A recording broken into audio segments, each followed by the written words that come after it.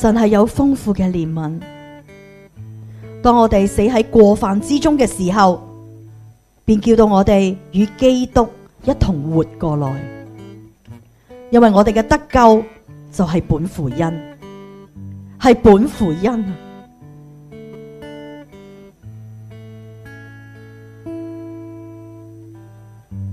唔單止神拯救我哋，佢仲想我哋同耶穌基督一同復活，一同坐在天上。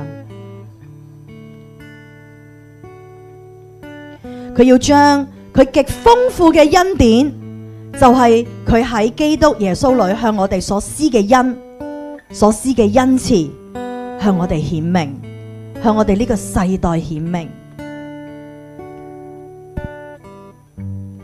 係啊，我哋明唔明白神嘅旨意呢？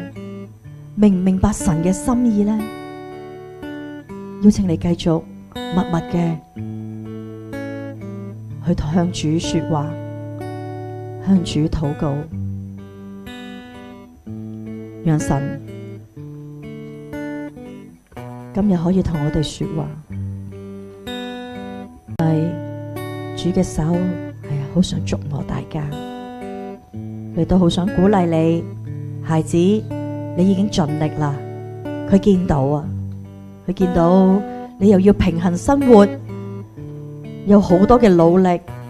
主今日都好想拍下你個膊頭，或者摸下你個頭，同你講，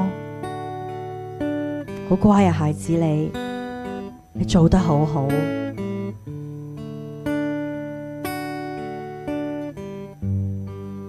係啊，主跟住話，鼓勵我哋將手裏邊緊握嘅嘢都要放手，要放手。你揸住呢啲嘅嘢，攞唔到神咁大嘅祝福啊！可能你揸住嘅係你過去嘅老我，你唔捨得放手嘅嘢，亦都可能係你嘅壞習慣。或者一啲循環嘅思想，係唔想神咧介入嘅思想，你都攞走。你話求主啊，你幫助我，係讓呢啲嘅營壘轄制，係啊，攞走。